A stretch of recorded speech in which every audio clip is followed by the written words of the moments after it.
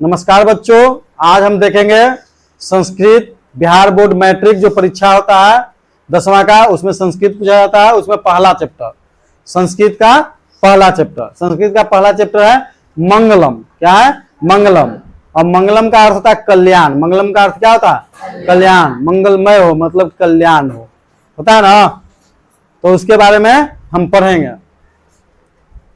तो देखते हैं कि पहला चैप्टर जो पढ़ना है वो मंगलम है। क्या है? मंगलम। तो मंगलम चैप्टर पढ़ना है तो मंगलम का अर्थ ही होता है, क्या होता है? कल्याण। कल्याण करना, मंगलम का अर्थ ही है कल्याण। तो इसमें इस चैप्टर में मुख्य रूप से थोड़ा सा जान लेते हैं कि इस चैप्टर में जो मंत्र है इनमें मंत्र का वर्णन किया गया। मंत्रों की संख्या कितना है? 5। मंत्रों की संख्या कितनी है? 5। मंत्रों की संख्या 5 वो मंत्र पढ़ेंगे। आइए जो मंत्र पढ़ेंगे वो उपनिषद से पढ़ेंगे। क्या से पढ़ेंगे? उपनिषद। तो उपनिषद की संख्या कितना है, कोई बता सकता है? 108। उपनिषद की संख्या कितना है? 108। उपनिषदों की संख्या।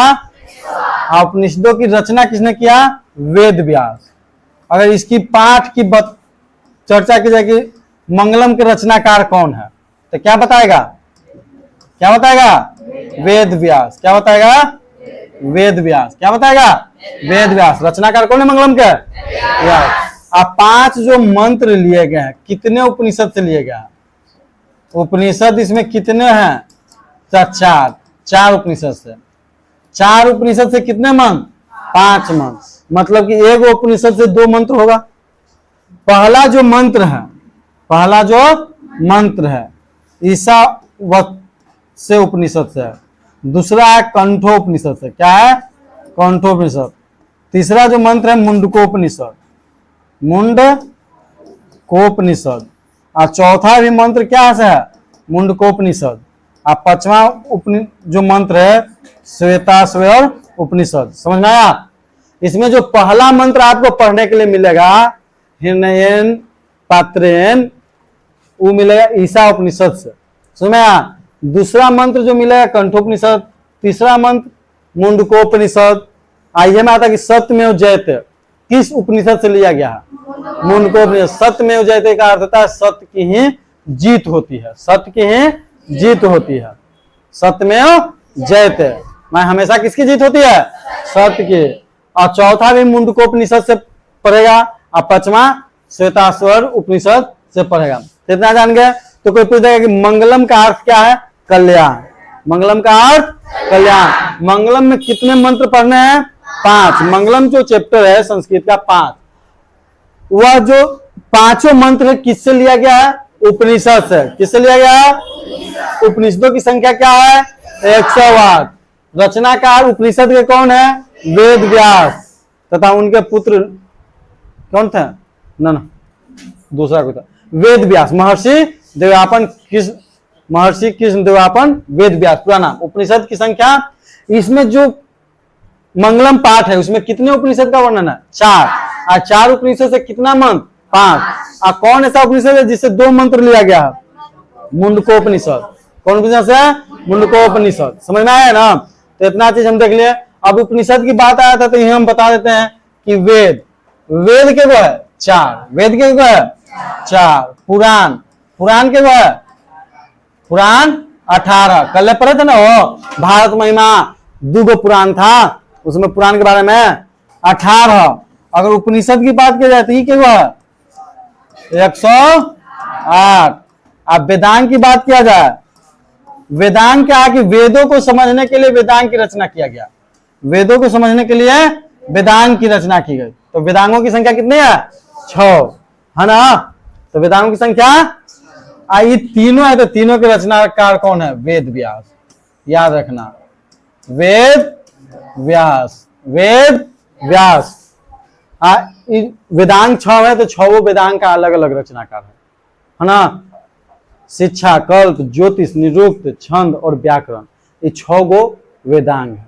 तो बता दे वेद 4 है, ऋग्वेद, यजुर्वेद, सामवेद, अथर्ववेद।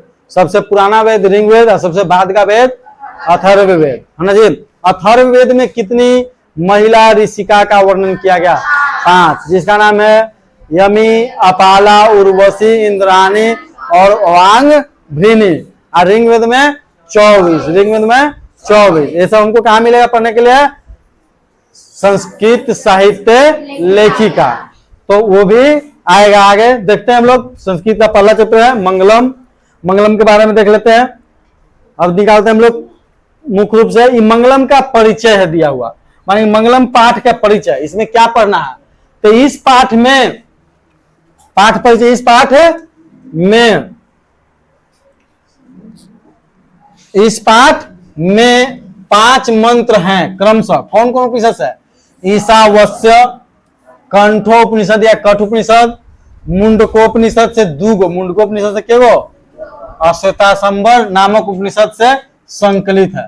तो 5 मंत्र हैं। आ के गो उपनिषद है? ये 1 हो गया, ये दूसरा हो गया, ये तीसरा हो गया, ये चौथा। अच्छा, 4 उपनिषद है ना जे। तो कोई एगो उपनिषद से 2 गो था, तो कौन उपनिषद से 2 गो है? मुंडकोपनिषद से 2 गो है।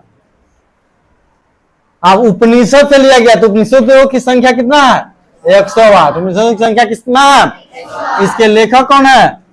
वेद व्यास। वेद ए मंगल चरण, मंगलाचरण। हाँ, मंगल मतलब होता है कल्याण। मंगल मतलब क्या होता है? कल्याण के रूप में पठनीय है। वैदिक साहित्य में शुद्ध आध्यात्मिक ग्रंथों के रूप में उपनिषदों का महत्व है। इन्हें पढ़ने से परम सत्य, मुख्य शक्ति अर्थात ईश्वर के प्रति आदरपूर्ण आस्था एवं विश्वास उत्पन्न होती है। माने एक से पढ़ने से किसके प्रति आदरपूर्ण और विश्वास उत्पन्न होता है? तो ईश्वर के प्रति, कि ईश्वर है, ईश्वर है। कौन को मानता है कि ईश्वर है?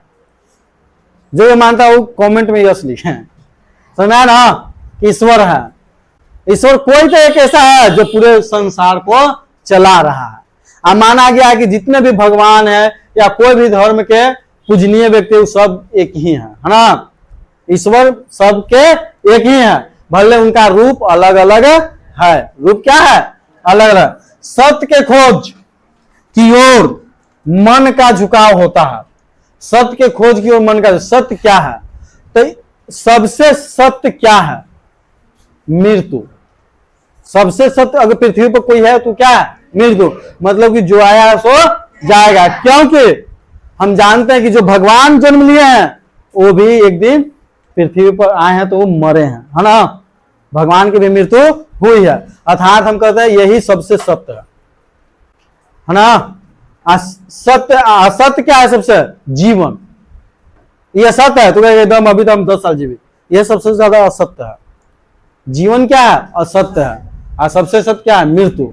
मृत्यु एकदम संभव है, जीवन संभव नहीं है। वो कहिया जीवन कोई जानता है? नहीं ना। तथा आध्यात्मिक खोज की उत्सुकता होती है। आध्यात्मिक मतलब कि जान रहा सच, है ना, झूठ को छोड़ के, लोभ छोड़ के, ये सब आध्यात्मिक खोज है। उपनिषद ग्रंथ विभिन्न वेदों से संबंध है। माने उपनिषद जो ग्रंथ है वेदों से ही संबंधित है। किससे संबंधित है? तो वेदों की संख्या कितनी है? वेदों की संख्या कितनी है जी? 4। कौन कौन वेद है?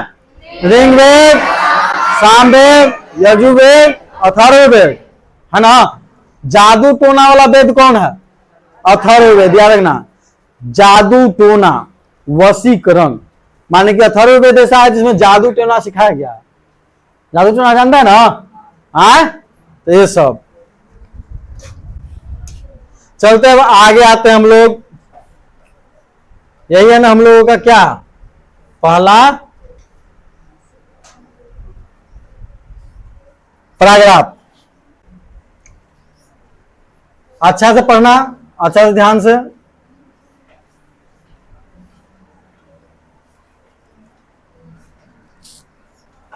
कट गया हो।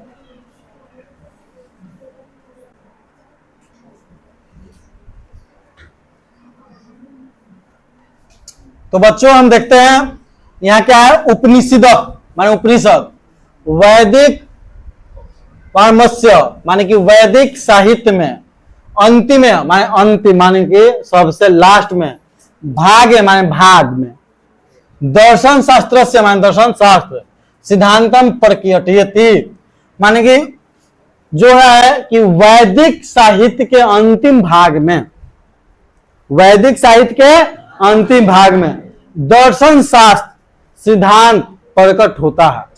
किसके? उपनिषद के। तो उपनिषद के वैदिक साहित्य के अंतिम भाग में दर्शन शास्त्र सिद्धांत का प्रकट होता है, मानी दिखाई देता। प्रकट होना मतलब के दिखाई देता है, मानी उसका वर्णन कहां किया गया है? उपनिषद के अंतिम भाग में, उपनिषद के अंतिम भाग में, है ना। उपनिषद जो वैदिक साहित्य लिखा गया उसके अंतिम भाग में कौची दिखाई देता है? दर्शन शास्त्र। कौची दिखाई देता है? दर्शन शास्त्र। सर्वत्र, सर्वत्र माने सभी जगह, सर्वत्र ना। परम पुरुषस्य, परम पुरुष, है ना। परम पुरुषस्य, परम पुरुषस्य माने परम, देखो पुरुष माने क्या है? मनुष्य। पुरुष माने आप, परम पुरुष मतलब ईश्वर। परम पुरुष मतलब ईश्वर। अगर वह परम पुरुष की कोई बात कर दिया तो क्या हो जाएगा? ईश्वर। अब पुरुष माने क्या होगा? मनुष्य। पुरुष क्या है? मनुष्य है। और वह परम पुरुष वो क्या है? ईश्वर, भगवान, है ना। परम पुरुष से परमात्मा न माने परमात्मा। महिमा, महिमा जानी करता है प्रधानतया गीत, मतलब कि सभी जगह परम पुरुष की महिमा की प्रधानता गाई गई है। माने सभी जगह किसकी प्रधानता है? परम पुरुष की। परम पुरुष मतलब क्या? ईश्वर की। मतलब क्या? ईश्वर की। तेन परमात्मान जगत व्याप्तम अनुशांसितम चासति, है ना। तेन परमात्मान माने परमात्मा ही हो गया। हाँ, जगत माने होता है संसार। जगत माने क्या होता है? संसार। व्याप्त अनुशासनम माने कि अनुशासन चाहते, मतलब कहा गया कि यहां परमात्मा जो है जगत, जगत माने संसार में व्याप्त है, उसका अनुशासन व्याप्त है, ये कहा गया संसार में। आगे देखते हैं स एव, स माने वह, स माने वह, सर्वेशा माने सबसे, सर्वे माने सभी जगह ना। तमसा परम लक्ष्यम माने कि वह जो है वह ही, ये वह माने ही सभी का परम लक्ष्य, सभी का परम लक्ष्य। किसका? तपस्याम माने तपस्या का। किसका? तपस्या, तपस्या। जो पहले सुनते थे कि साधु महात्मा लोग जिंदगी भर तपस्या करते थे, जैसे बुद्ध भगवान 12 साल तपस्या किए, है ना। बुद्ध भगवान कितना साल तपस्या किया था? 12 साल की 6 साल, 6 साल। अब महावीर 12 साल, महावीर 12 साल। ये लोग बिना अन्न जल के करते थे तपस्या। तो तपस्या क्यों किया जाता था? तो फल की प्राप्ति के लिए, है ना। तो सभी के तपस्या का परम लक्ष्य क्या है? परमात्मा की, परम पुरुष की प्राप्ति, है ना। माने परमात्मा की प्राप्ति, है ना। तो सभी का अस्मिन पाठ है, माने इस पाठ में परमात्मा परम उपनिषदाम पदात्मा काम पंच मंत्रा संकलित संते, माने इस पाठ में परमात्मा से संबंधित उपनिषद से, किससे? उपनिषद से पद के रूप में, पदात्मक माने किस रूप में? पद के रूप आ जाएगा कि मंगलम जो पाठ है किस रूप में है। तो एक बताए थे गद, एक बताए थे पद। तो किस रूप में है? पदात्मक, पद के रूप में। किस रूप में है? पद के रूप में, पदात्मक रूप में है। गद माने हो गया कहानी, जो कहानी के रूप में होगा वो गद हो गया। और जो कविता के रूप में कहा जाए, है ना, और श्लोक के रूप में कहा जाए वो गया पद। तो पदात्मक रूप में इसमें है। और उपनिषद से लिया गया कितने मंत्र? यहां देखो कितने मंत्र? पंच मंत्रा माने 5 मंत्र लिए गए हैं। इसका अगर मुख्य रूप से देखा जाए हिंदी और इसको कर लिया जाए तो उपनिषद वैदिक साहित्य के अंतिम भाग में दर्शन शास्त्र के सिद्धांत को प्रकट करते हैं। सभी जगह परम पुरुष परमात्मा की महिमा के प्रधान रूप में गाई गई है, माने कि सभी जगह परम पुरुष की ही, परमात्मा के प्रधानता गाई गई है। उसी परमात्मा के द्वारा यह संसार क्या है? परिपूर्ण है और अनुशासित है, माने कि जो वही परमात्मा है उसी से यह संसार आज चल रहा है, अनुशासित है और परिपूर्ण है। वही सभी तपस्याओं का परम लक्ष्य है, माने परमात्मा ही, माने ईश्वर ही सभी तपस्याओं का क्या है? परम लक्ष्य है। माने कि जो भी तपस्या करते हैं उसका एक ही लक्ष्य है, परमात्मा की प्राप्ति, मतलब ईश्वर की प्राप्ति। इस पाठ में परम कल्याणकारी उपनिषद के पदात्मक कितने मंत्र संकलित है? 5 मंत्र। किस रूप में? तो इसमें भी ऑब्जेक्टिव बन सकता है। ऑब्जेक्टिव क्या बन सकता है कि यह जो पाठ है किससे लिया गया है? पहला उपनिषद से। किससे लिया गया है? उपनिषद से। उपनिषद में दर्शन शास्त्र का वर्णन कहाँ मिलता है? अंतिम भाग में। कहाँ मिलता है? अंतिम भाग में। सभी जगह किसकी महिमा के प्रधान रूप में गाई गई है? परम पुरुष, परम पुरुष की, परमात्मा का, है ना। परम पुरुष मतलब ईश्वर के, परमात्मा, ईश्वर के रूप में गाई गई है ना। तो बहुत सारे इसमें कितने मंत्र संकलित है? 5। कितने उपनिषद से लिए गए हैं? 4। तो वही चारों उपनिषद के बारे में पढ़ेंगे। आगे आ जाते हैं। यहां देखो दिया हुआ, इस सबसे पहले किस उपनिषद से लिया गया? देखो यहां लिखा हुआ ईशावास्य उपनिषद। ईशावास्य। यो क्वेश्चन पूछ देता है, हिरण्यन पात्रेण सत्य सहापिहतम मुखम। हिरण्यन पात्रेण सत्य सहापितम मुखम मतलब कि इधर कहेगा कि किस उपनिषद से लिया गया। तो क्या आंसर बताएगा? ईशा उपनिषद, है ना। ईशावास्य उपनिषद। हिरण्यन, हिरण्यन का अर्थ होता है सुनहला। क्या होता है? सुनहला। सुनहला का अर्थ होता है सोना। सुनहला क्या होता है? सोना। सोना वाला कलर है जी, आएगा, ये ना होगा सोना वाला कलर। देखो ये सुनहला क्या हो जाएगा? हिरण्यन। हिरण्यन मतलब सुनहला, मतलब स्वर्ण, सोना। हिरण्यन पात्रेण माने पात्र, बर्तन। पात्रेण माने क्या जी? पात्र, बर्तन। सत्य सयापिहितम, सत्य सयापिहितम मुखम माने हिरण्यन पात्रेण सत्य सहापितम मुखम तत्वम पुसन पाविर्नु। पुसन माने होता है सूर्य। पुसन माने सूर्य, सूर्य देवता के बारे में जानते हैं ना। पाविर्नु सत्य धर्माय दृष्टि।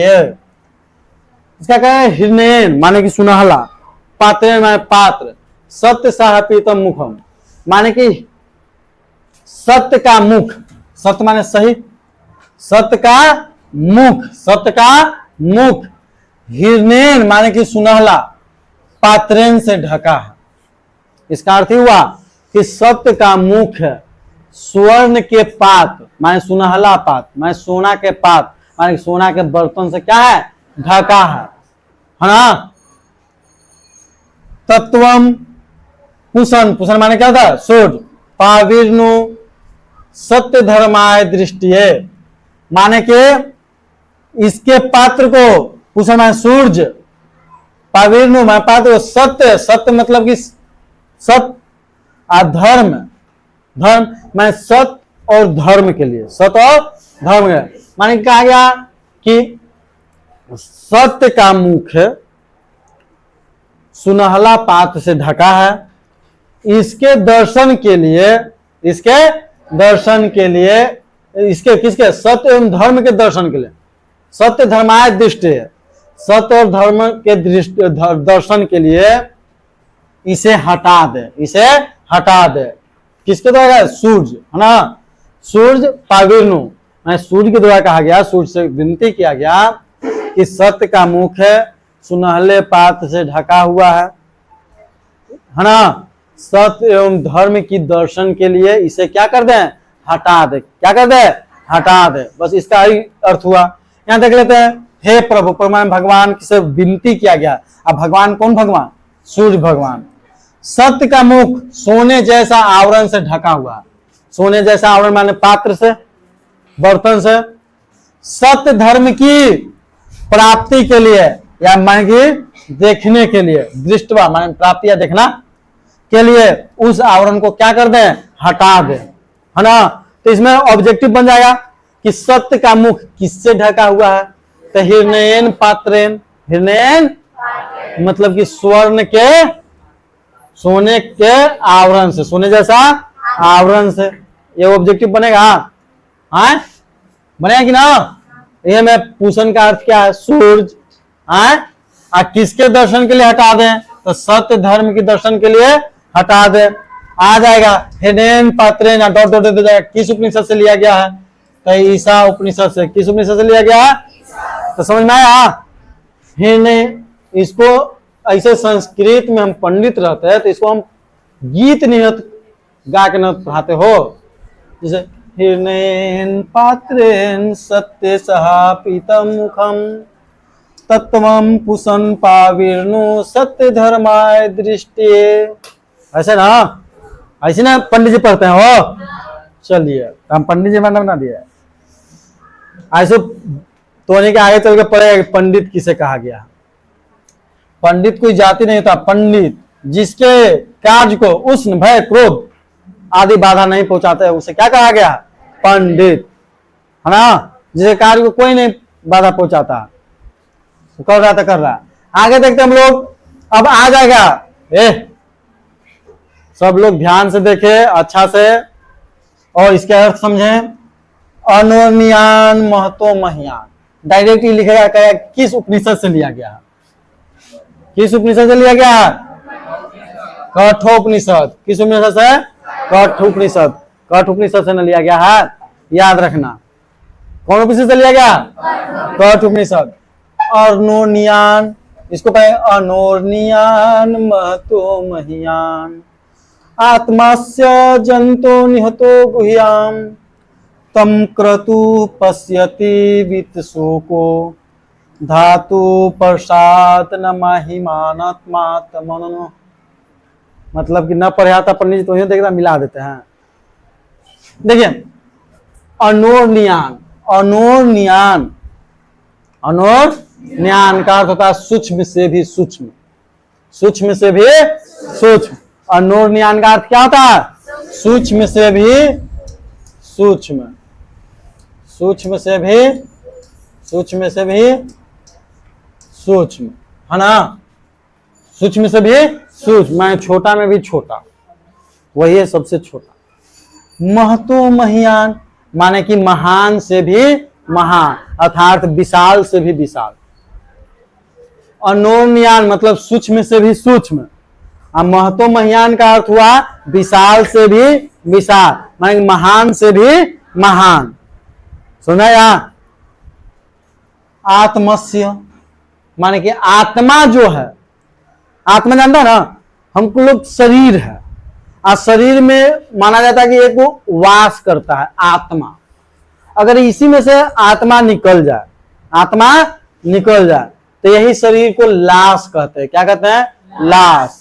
आज जब तक आत्मा है तब तक तुम जीवित हो, तब तक तुम कार्य कर रहे हो, तब तक तुम दूसरे के लिए कुछ हो। आज जब इससे आत्मा निकल जाता है तो उसको कहते हैं लाश। और लाश वही है लेकिन उसको कोई देखना भी नहीं चाहता है। तुरंत मरा, तुरंत 24 घंटा के अंदर बाहर, है ना, हो जाके उसको दाह संस्कार कर दिया जाता है। और कितनों कोई प्रिय क्यों ना हो, कितनों कोई प्रिय क्यों ना हो, उसको लोग आखिर की भूल ही जाता है। याद कितना दिन तक करेगा? ज्यादा से ज्यादा 10-15 दिन तक याद करता है, 13वीं तक लोग। उसके बाद फिर ज्यादा प्रिय है तो थोड़ा और याद करता है। जब उसका पुण्यतिथि आता है तब याद आता है, जब जन्म तिथि आता है तब याद आता है। और वो भी 10-15 साल के बाद धीरे धीरे क्या हो जाता है? भूलने लगता है लोग, है ना। तो आत्मा ही एक ऐसा है जो आपको याद करता है। आत्मा के कारण ही लोग आपको याद करता है। आत्मा नहीं रहेगा तो नहीं याद करेगा। तो कोई भी कितनों प्रिय कोई ना, ये बात है। भगवान भी मर रहे हैं तो जो आया है सो जाएगा। तो कहा गया कि आत्मस्य जंतु मान जंतु, जंतु जंतु निहते मान जंतु, जंतु जानता है ना हो, जंतु मान जीव जंतु, जंतु निहतो माने उसमें वास करता है। गुहायाम, गुहायाम मतलब होता है हृदय रूपी गुफा। गुहायाम मतलब क्या होता है? हृदय रूपी गुफा। कहने का अर्थ है कि आत्मा सूक्ष्म से भी सूक्ष्म एवं महान से भी महान है। आत्मा सूक्ष्म से भी सूक्ष्म, मतलब कि देखा आत्मा चूंटी में भी रहता है, चींटी जो छोटा छोटा है, और जिराफ में भी रहता है जो बहुत बड़ा है। तो आत्मा अगर बहुत बड़ा होता तो चूंटी में कैसे हिल जाता? आत्मा एकदम छोटा हो तो कौन हिल जाता? तो आत्मा जो है सूक्ष्म से भी सूक्ष्म एवं महान से भी महान है ना। तो आत्मा सूक्ष्म से भी सूक्ष्म एवं महान से भी महान है, और वह सभी जंतु के, सभी जीव जंतु के हृदय रूपी गुफा में निहित है, माने कि वास करता है, माने कि है ना। तो सभी जीवों एवं जंतु के हृदय रूपी गुफा में आत्मा निवास करता है, जो सूक्ष्म से भी सूक्ष्म एवं विशाल से भी विशाल अर्थात महान से भी महान है। कौन है? आत्मा। अब क्वेश्चन आ जाएगा कि सूक्ष्म से भी सूक्ष्म क्या है? महान से भी महान क्या है? है कौन जो है हृदय रूपी गुफा में विद्यमान रहता है? आत्मा। सभी जीव जंतुओं में कौन निहित है? आत्मा। कौन है? आत्मा। समझ आया बच्चों?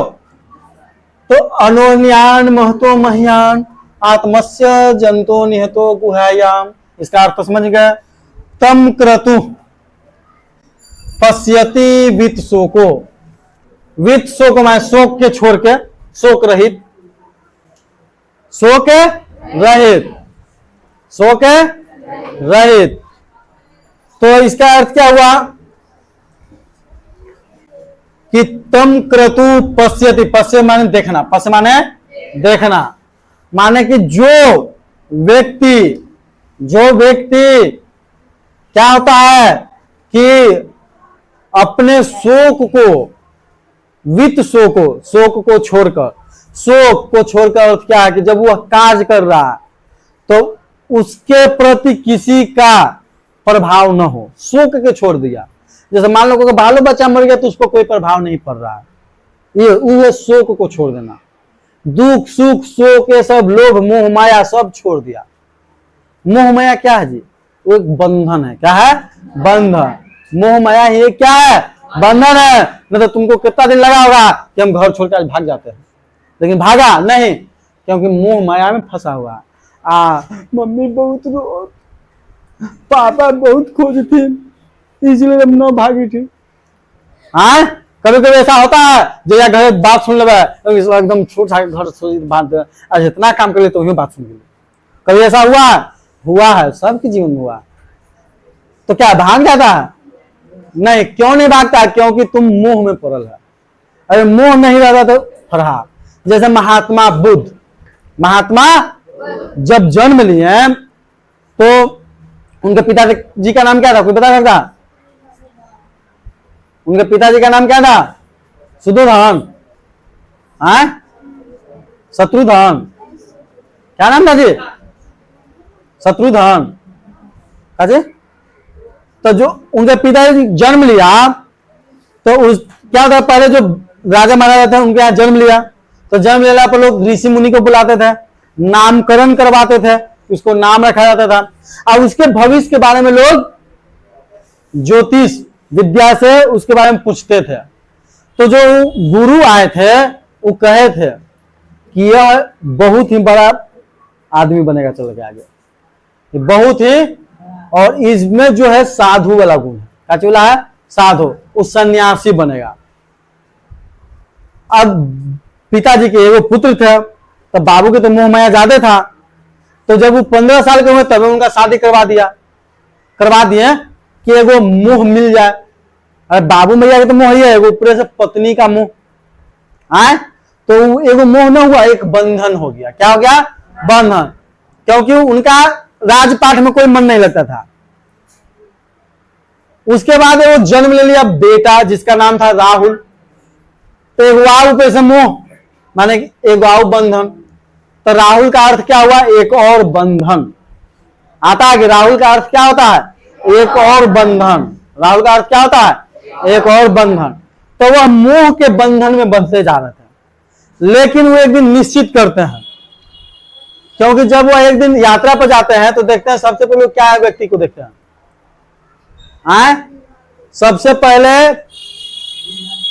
एक बूढ़ा व्यक्ति को देखते हैं, आगे जाते थे एक बीमार व्यक्ति को देखते हैं, फिर आगे जाते हैं तो वह मर जाता है लाश को देखते हैं, और फिर आगे जाते तो उस सन्यासी को देखते हैं। क्या देखते हैं?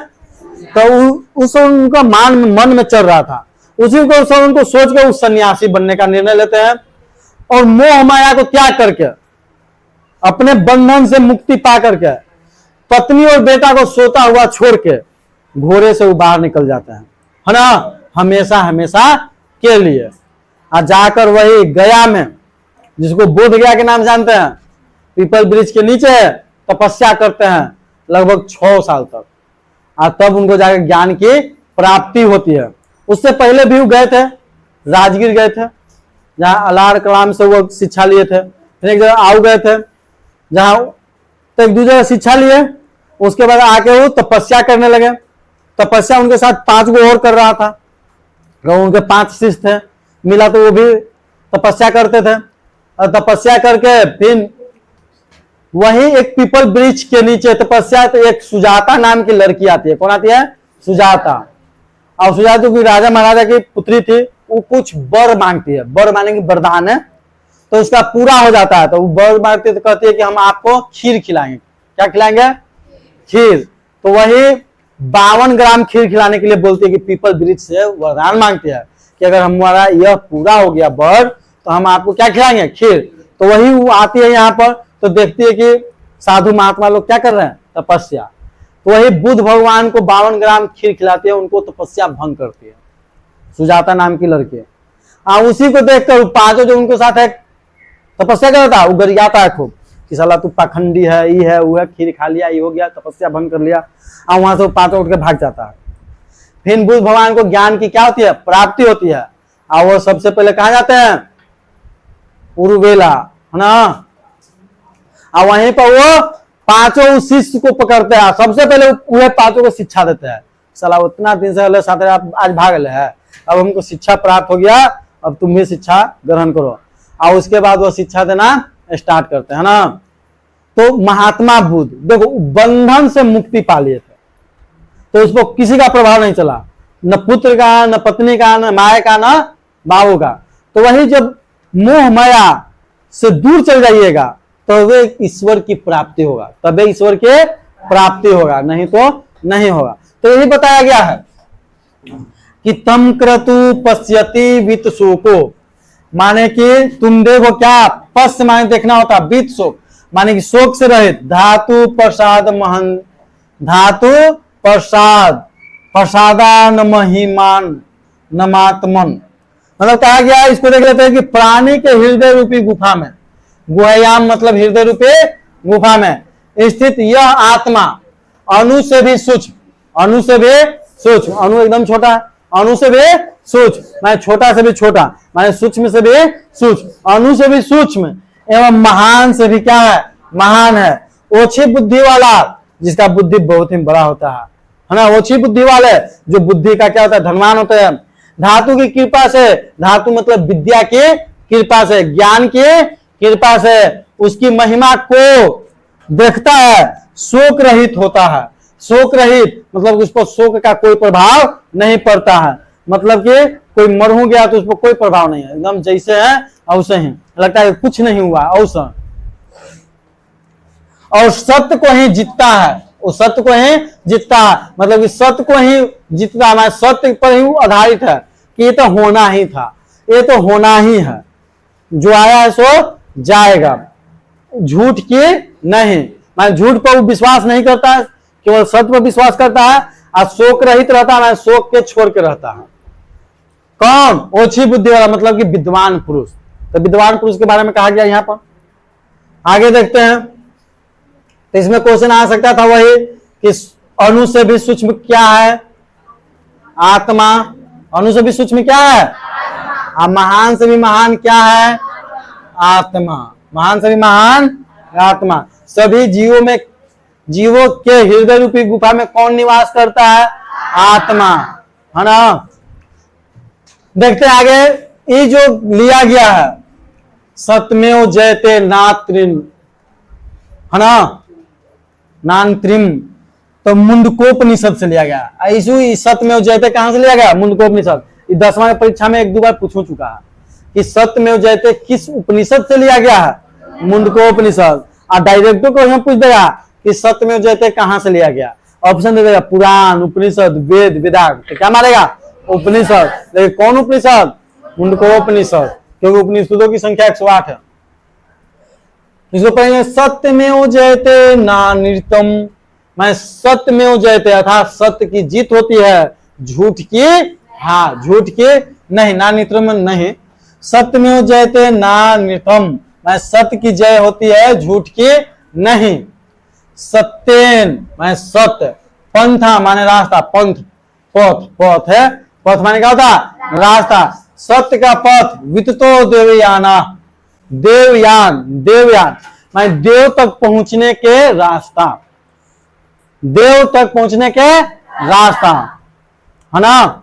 मैं जो सत्य ही है वह देव तक पहुंचने का क्या है? रास्ता है। देव मान देवता तक, है ना।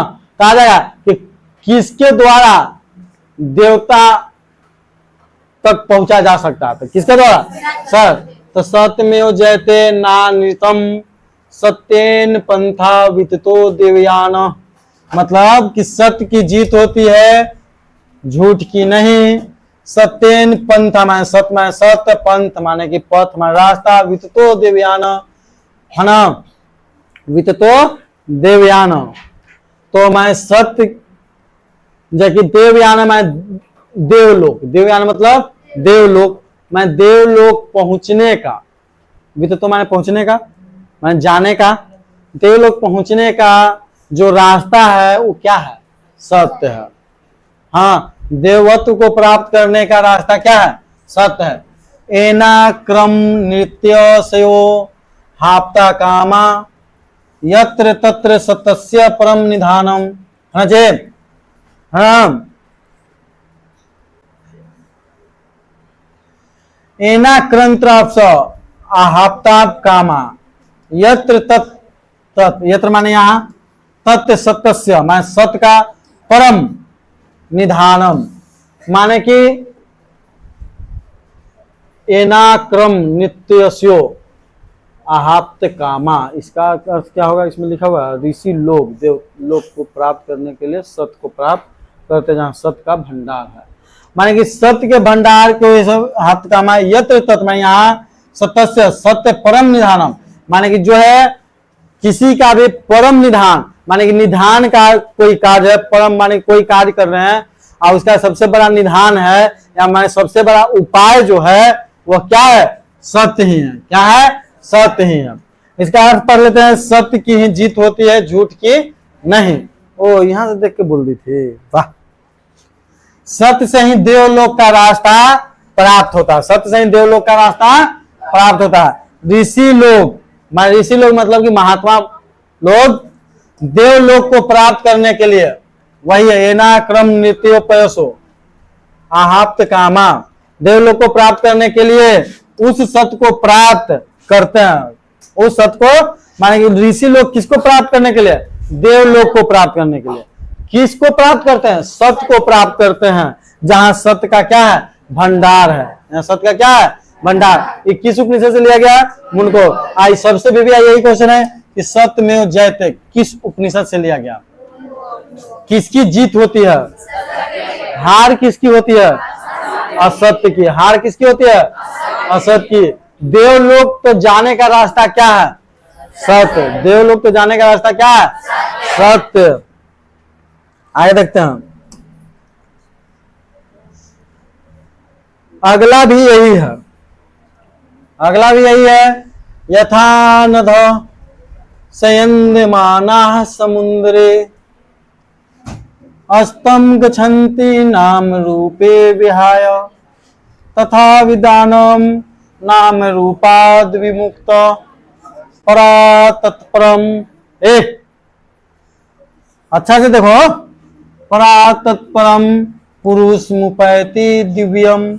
कहा गया यथा माने जैसे, नदा माने नदी, नदा माने नदी। संयंदमाना माने अपने नाम, संयंदमाना मतलब अपने नाम, अपने नाम। समुद्रे अस्तः गच्छन्ति, गच्छन्ति माने जाता है, नाम रूपे मान नाम और रूप, विहाय माने के छोड़कर, विहाय मतलब के छोड़कर, विहाय मतलब के छोड़कर, माने कि जिस प्रकार, माने कि यथा माने कि जैसे नदी सेंदमाना माने कि बहता हुआ, सेंदमाना मतलब के बहता हुआ, नदी बहता हुआ समुद्र में क्या होगा, अपने नाम रूप को छोड़कर मिल जाता है ना।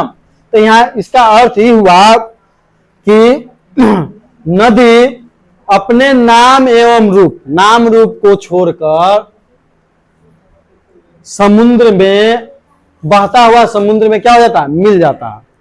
माने नदी अपने नाम रूप को छोड़कर आ जाएगा, नदी किसको छोड़कर समुद्र में मिल जाता है, नाम और रूप को। जैसे गंगा नदी है, गंगा नदी जाकर बंगाल की खाड़ी में गिरती है, तो बंगाल की खाड़ी में गंगा नदी का नाम है, वो बंगाल की खाड़ी हो गया, गंगा नदी वहां से लोप हो गया। तो गंगा जैसे नदियां जो है जिस प्रकार से अपने नाम और रूप को छोड़कर समुद्र में मिल जाती है, इसका अर्थ यह हुआ, यथा नद संयंदमाना समुद्रे अस्तम गच्छन्ति नाम रूपे विहाय, है ना। माने जिस प्रकार नदियां अपने नाम रूप को छोड़कर बहता हुआ जाकर समुद्र में क्या हो जाती है, मिल जाती है, तथा उसी प्रकार विद्वान तथा विदान नाम रूपाद विमुक्त परा परम परम पुरुष मुपैति दिव्यम, मतलब कि उसी प्रकार, तथा मतलब कि उसी प्रकार विद्वान नाम और रूप को छोड़कर, विमुक्त माने छोड़कर, है ना, विमुक्त मतलब के छोड़कर, उसे विमुक्त होकर परम परमात्मा, परम तत्परम, परा तत्परम, पुरुष मुपैति, पुरुष मुपैति दिव्यम, है ना। माने कि उसी प्रकार से विद्वान लोग, उसी प्रकार से विद्वान लोग परा तत्परम माने कि अपने जो है नाम को, नाम रूप, नाम और रूप को छोड़कर परा तत्परम माने कि जो प्रात्मा है, पुरुष मुपैति माने कि ईश्वर, माने परमात्मा, दिव्यम माने परमात्मा में मिल जाते हैं। इसका अर्थ हुआ कि जिस प्रकार से नदियां अपने नाम रूप को छोड़कर समुद्र में मिल जाती है, उसी प्रकार से विद्वान अर्थात साधु महात्मा लोग अपने नाम रूप को छोड़कर ईश्वर को प्राप्त हो जाते हैं। क्या हो जाता है, ईश्वर को प्राप्त हो जाते हैं। इसका अर्थ ये हुआ, समझ में आया, नहीं आया? ये किस उपनिषद से लिया गया, मुंडकोपनिषद। किस उपनिषद से लिया गया है, आ जाए कि नदियां किसको छोड़कर समुद्र में मिल जाती है, नदियां नाम रूप को छोड़कर क्या में मिल जाते हैं, विद्वान किसको छोड़कर ईश्वर को प्राप्त हो जाते हैं, नाम रूप को, अपने नाम और रूप को छोड़कर ईश्वर को प्राप्त। जैसे देख लो बुद्ध भगवान की बात हम लोग कर रहे थे, तो बुद्ध भगवान के बचपन का नाम था गौतम, लेकिन हम उनको गौतम के नाम से जानते हैं, हाँ, सिद्धार्थ, सिद्धार्थ गौतम, गौतम भी नाम था उनका, सिद्धार्थ भी नाम था, लेकिन उनको हम अब किस नाम से जानते हैं, बुद्ध, बुद्ध, पूरा नाम गौतम बुद्ध। तो क्या वो अपने नाम को नहीं छोड़ दिए, गौतम सिद्धार्थ सब तो छोड़ ही दिए, रूप को छोड़ दिया, उनका रूप बहुत बड़ा था, क्यों, क्योंकि वह राजा के घर के थे, तो राजा बनते ना जे, तो नाम और रूप को छोड़े तब ना ईश्वर को प्राप्त हुआ है। आज बुद्ध धर्म के लोग उनको पूजते हैं, है ना। बुद्ध धर्म के लिए सबसे अधिक अगर कोई स्थल पवित्र है तो कहाँ है बता दो, बोध गया। कहाँ है, बोध गया। पाटलिपुत्र जब चैप्टर आप लोग पढ़ेंगे तो उनमें क्या आएगा कि महात्मा बुद्ध पाटलिपुत्र भी आए थे, उस समय पाटलिपुत्र का नाम क्या था, पाटलिग्राम, और उन्होंने कहा था कि यह ग्राम आगे चलकर बहुत बड़ा महानगर होगा, किंतु यह क्या है, कोलाहल, है ना, कोलाहल, कोलाहल, अग्निदाह एवं बाढ़, है ना, जल अतिशयता जल की अधिकता मतलब बाढ़ के भय से घिरा रहेगा। तो बुद्ध के बारे में यह जानते हैं हम लोग, समझ में आया ना। यहाँ देख लेते हैं, जिस प्रकार नदियां बहती हुई अपने नाम और रूप को त्याग कर समुद्र में मिल जाती है, उसी प्रकार विद्वान अपने नाम और रूप को त्याग कर परम पिता परमेश्वर की प्राप्ति करते हैं, माने ईश्वर की प्राप्ति करते हैं, माने ईश्वर को प्राप्त हो जाते हैं, है ना। क्योंकि देखिए बड़े बड़े जो महात्मा पुरुष हैं, जो आज भी है, जो अपना प्राण त्यागने के लिए भूखे रहता है लोग, कि अब हमसे कुछ होने वाला नहीं है, अब हम अपना प्राण त्याग देते हैं। अगर हम लोग के सबसे नजदीक का एक घटना हम बता सकते हैं आप लोग को, कि एक थे माचा बाबा, जिनको नाम से लोग जानते हैं माचा बाबा के नाम से। अच्छा, ये नहीं सुना है तो तोनी के सुना होगा जीजे कॉलेज बिहटा में है, वो नहीं सुना होगा तो गदरधाचार्य कॉलेज सुना होगा। तो वह माचा बाबा का असली नाम था गदरधाचार्य। और वो जो हमारे नानी के घर है मोहरमपुर, वहीं गया है। कौन गया है? हाँ, रौकी के नानी, जानता ना रोके, इसके माम काजी फूफा फूफा फूफा के तो घर बगले में है, ये है, वही ना घर बना लिया। अब तो माचा बाबा रहते थे, उनको हम आंख से देखे हैं, छुए तो नहीं है, लेकिन वो फल दिए तो खाए हैं। वो बहुत बड़े समझो कि पुरुष थे, वो अपना प्राण त्यागे हैं, मरे नहीं है, वो आराम से भूखे रहना स्टार्ट कर दिए। 1-2 महीना के बाद वो अपने आप को प्राण को त्याग दिए, और उनका समाधि स्थल वहीं पर बनाया हुआ है। उनका हाथ एकदम ठेहुना से नीचे तक आता था।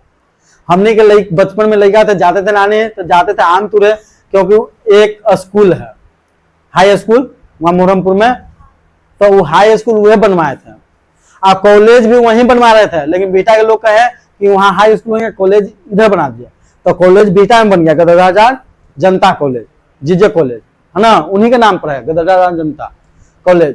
उनसे बहुत बड़े बड़े लोग जाके मिलते थे, लालू आलू सब, आलू तो नहीं, लालू जो थे वो जाके मिलते थे, बड़े बड़े नेता लोग मिलते थे। उनका एक ठेलकू गाड़ी था, हमको याद है, जो हमने के जाते थे तो कहते बच्चा आप इसको तेरे में ठेल दो, ये ठेला पर चालू होता था, कार था, है ना। गाय पोसते थे, उनको आले कोई खाइत नहीं देखा था, हम भी नहीं देखे थे। हम लोग जाते थे कभी कभी, हम लोग लेकिन 2-4 मिल गए आम तुरे, आम के पेड़ था, इन्होंने एकदम देख लिया ना थोड़ ना थोड़, और जैसे ही ढेला चलाते थे सामने रहते थे, एकदम समझ लो सामने कमंडल हमेशा ले रहते थे। आ एगो हमेशा धोती, जाड़ा गर्मी बरसात एक ही धोती पहनते थे, उसी को ओढ़ते थे, आ कमंडल एकदम सामने देखते थे, कौन है बच्चा, अब आमो गिरल है सामने, वो है अब आम ले कि भाग। तो हमने को उसने अब आम गिरा तो आम ले ही के भागना है, तो आम लिए भागते भाग। तो हमारे नाना की चिंता था, सिन्नथवा के पोता है, नाती है, अच्छा, तो सिनाथ महतो में नाना का नाम था। वहां जो स्कूल में सबसे पहले जो पढ़े जाता था ना, उसको एगो फल देते थे, अमरूद केला अनार कुछ भी दे देते थे, लेकिन हाथ से नहीं देते थे। कहते थे बच्चा जाओ, वहां बालू रखा रहता था, चाहे कुछ हो, वहां खोदो निकलेगा एगो फल, जाए खोदो एगो फल निकला, ये नहीं कि देते थे। तो हमने क्या कर लिया आज चल, पूरा बालू खोदते तो वही निकलता था, और जिसको बोलते तो वो बालू में से निकल जाता था। बहुत वहां जग भी होता, बहुत बड़ा बड़ा जग होता, वो सोन के पानी को घी बना देते थे, बालू को चीनी बना देते थे। उनको कहते थे कि जाओ बालू लेके आओ 5 बोरा, कहना कि हे जैसे पानी की जरूरत हुआ तो जाके कहते थे कि हे गंगा मैया हमको घी चाहिए, आप भर के घर में लेके आना, और उसे भेज देते थे। वो आता था यहाँ आगे तो घी हो जाता था। उसे कहने वहाँ एक पोखरा है, आप पोखरा में एक साल चैत के छठ होता है ना, पानी पूरा सूख गया था, पानी पूरा सूख गया। अब कहा लोग गया गांव वाला कि कैसे होगा बाबा इन साल छठ, पानी तो पूरा सूखा हुआ है, पहले तो बोरिंग वोरिंग था नहीं। तो कहे कि अच्छा कोई बात ना, हो जाएगा। वो कहे 7 गो लेडीज को भेजिए, और उसको घरा दिए, पैदले गए, कहे कि गंगा जी से पानी लेके आओ। तो गंगा जी से पानी लेके आया, अब कहा कि चलो बस सूर्य भगवान को मंदिर है उस पर चढ़ाना, उसमें पानी उछलित रही, आई गड्ढा भर गया। सूर्य भगवान पर चढ़ा रहे हैं, सूर्य भगवान का मंदिर अलग है, सामने पोखरा है, वहां पानी चढ़ाए, गड्ढा भर गया इतना। ओकर बाद आज उसमें पानी नहीं सूखा है। ओकर बाद तो ऐसा उन पर दिव्य दर्शन था। उन 7 भाई थे, और उनका घर था गंगा ऊपर, और गंगा में एक डुबकिया में पास ऊपर हो जाते थे, एक बार डुबकी लगाते थे, एक बार उड़े पाटे निकलते थे एक डुबकिया में। समझ लो। उनका बहुत बड़ा परिवार था, बहुत अमीर घर के थे, ट्रक बहुत चलता था, लोग बहुत बार आया यहाँ पर कि चलो घरे, लेकिन वो कहते घरे नहीं जाएंगे, है ना। वहां जाएगा तो लगभग सब देवता के मंदिर मिल जाएगा, सब देवता के, लगभग सब देवता को वहां मंदिर मिल जाएगा, 9 मंदिर सब है वहां। देखा सब मंदिर हो, कौन भगवान को वहां मंदिर में बताओ? लगभग सब। हाँ, काली जी की लगे कि न है, वो काली जी वहीं करते, हम अच्छा से नहीं देखे। विष्णु भगवान सब है, आ सब मंदिर में पंखा ऐसी सब लगल है। तुम घूमे है, अच्छा घूमे लायक है। चलो, तो कोई कोई ऐसे पुरुष होते हैं साधक जो मोह माया लोभ लालच को त्याग करके परमात्मा को प्राप्त कर लेते हैं, है ना। उसी को लोग पूजता है। और वो आज भी कहें कि जब हमारा कोई भक्त वो अगर तपस्या करेगा तो हम प्रकट होंगे। क्या होंगे? प्रकट होंगे। कोई विपत्ति आया तो प्रकट होंगे। बहुत सारा हम मामू को अपन नोह को दिखा दिए थे, नोहवा पर। जैसे हम बड़का मामू थे जो जिनका ज्वाइनिंग लेटर आया था आर्मी में, अब वो घर से भाग गए थे क्योंकि बहुत रार थे, चोर थे, भाग गए थे। नाना एक बार भाग गए, वो जाके ट्रक पर रहते थे। वो नाना कहे कि कैसे आए, तो दिखा दे कि देखो कहाँ हो, चली एकदम नोहपुर दिखा देते थे किसी को। उनको एक बार लोग चोर का किया कि जाके पूरा गाड़ दिया, खान के यहाँ तक एकदम गाड़ दिया, आ घंटी उंटी पूरा खोल के लेकर भाग गया। हमारे नाना उना लोग जो थे वो उस समय कार्तिक था, क्या था? कार्तिक नानी नहाती थी कार्तिक, तो लोग फूल लागी उन्हें जाते थे। तो जो जब फूल लगी जाते थे तो रोज फूल लगी जाते थे, तो फूल लगी जाते थे तो वो बोलते थे कि बच्चा मेरे लिए भी फूल छोड़ देना, एकदम रोज बोलते थे। लेकिन वो दिन ना बोले तो लोग सोचने लगा ये क्या हुआ आज, तो वे देखते हैं कि सामने ही है गरज, लेकिन वो देख रहे हैं आदमी को, लेकिन वो नहीं बोले। फिर उनको लोग निकाला तो पूरा फूला हुआ, तो कुछ भी चीज गाड़ देवल जाएगा तो फूल जाएगा ना, तो ये प्रवाहित ना होगा, तो पूरा उसको सेवा सत्कार किया तब जाके जितना हुआ। जो चोर सब गाड़ा था चुरा के ले गया, वो एक सप्ताह के बाद उनके भी आया, सब माफी मांगे। उसके बाद उसमें बहुत बीमार पड़ने लगा कि माफ कर दीजिए हम ही चोरी किए थे। तो उनमें इतना शक्ति था, ऐसी नहीं। तो माचा बाबा या मिर्चैया बाबा भी लोग कहता है, मिर्चैया बाबा। आगे देख लेते हैं ना तो लेट होगा। आज छुट्टी है हाई स्कूल में, आगे देख ले, ये लास्ट है। 21 उपनिषद लिया गया है, श्वेता स्वर उपनिषद। वेदाहमेंता पुरुषम महांतम, सांद्रो वेदाहमेंता पुरुषम महांतम। पीटे लगे ना तो समझ में आ जाएगा, समझा ना। तो समझ में कह रहे हैं कि शांत रहो तो नहीं समझ में आता है। मेहनत करके पढ़ाते हैं, और ऐसी नहीं। आदित्य वर्णम, आदित्य माने होता है सूर्य, और वर्ण माने कि रंग, माने कि किरण, प्रकाश।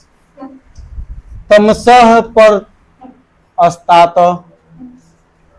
तवे विदितवाति मृत्यु मेति नान्यः पंथा विधते अयनयाय। मतलब कहा गया कि वेदाहमेंता पुरुषम महांतम, कि कहा गया पुरुष, वेदा माने वेद, वेदा मतलब वेद। वेद कहता है कि मुझे ही महान पुरुष समझो। किसको? वेद को। वेद क्या है? एक महान पुरुष है, क्यों? वेद पढ़कर तुम ईश्वर को भी प्राप्त कर सकता है। तो कहा गया कि मुझे ही महान पुरुष जानो। किसके द्वारा कहा गया? वेद को, कि मुझे ही महान पुरुष जानो। वेदों के द्वारा कहा गया कि मुझे ही महान पुरुष जानो। आदित्य वर्ण, आदित्य माने सूर्य, और वर्ण माने कि किरण, माने प्रकाश। तमसः प्रस्तात, तमसा माने कि अंधेरा, तमसा मतलब क्या? अंधेरा। मतलब कि यही जो है प्रकाश स्वरूप में अंधकार के आगे है। मतलब कि आदित्य वर्ण, मतलब कि आदित्य वर्ण माने कि जो सूर्य का प्रकाश है वो अंधकार के क्या है? आगे है। अंधकार को हटाने वाला है, अंधकार को हटाने वाला है। तमेव विदितवानी मृत्यु मेति, माने इसके अलावा उसी को जानकर मृत्यु को प्राप्त किया जाता है। तमेव विदितवाति, मृत्यु मेते, माने मृत्यु उसी को जानकर हम मृत्यु को प्राप्त करते हैं। किसको प्राप्त करते हैं? मृत्यु को। नान्यः पंथा विद्यते अयनाय, मतलब कि अर्थात आत्मज्ञान के बिना मोक्ष, नान्य पंथा विद्यते अयनाय, मोक्ष की प्राप्ति संभव नहीं है। माने आत्मज्ञान होना चाहिए। विद्यते ज्ञान माने विद्या माने के ज्ञान, आत्मा का ज्ञान, आत्मज्ञान के बिना मोक्ष की प्राप्ति नहीं है। मोक्ष प्राप्ति माने सभी का परम लक्ष्य क्या है? मोक्ष की प्राप्ति। मोक्ष की प्राप्ति मतलब ईश्वर को प्राप्त करना, अर्थात मर जाना। कब ईश्वर को प्राप्त हो जाते हैं? जब मर जाते तब ना जे। मरना चाहिए कब? जब किसी का मोह माया लोभ लालच न हो तब, है ना। लेकिन आदमी आज मोह माया लोभ लालच बहुत अधिक करता है ना। आए तब ना हम 500 से 550 फीस कर दिए। मुझे ही महान पुरुष जानो जो प्रकाश स्वरूप में अंधकार के आगे है, उसी को जानकर मृत्यु को प्राप्त किया जाता है। इसके अलावा दूसरा कोई मार्ग नहीं, अर्थात आत्मज्ञान के बिना मोक्ष की प्राप्ति संभव नहीं है ना। मोक्ष की प्राप्ति, आत्मज्ञान होगा तभी मोक्ष की प्राप्ति हो, मतलब लोग आपको ईश्वर के रूप में जानेंगे, साधु के रूप में जानेंगे, है ना। अगर यह वीडियो अच्छा लगा हो तो इसे लाइक करें, शेयर करें और सब्सक्राइब करें।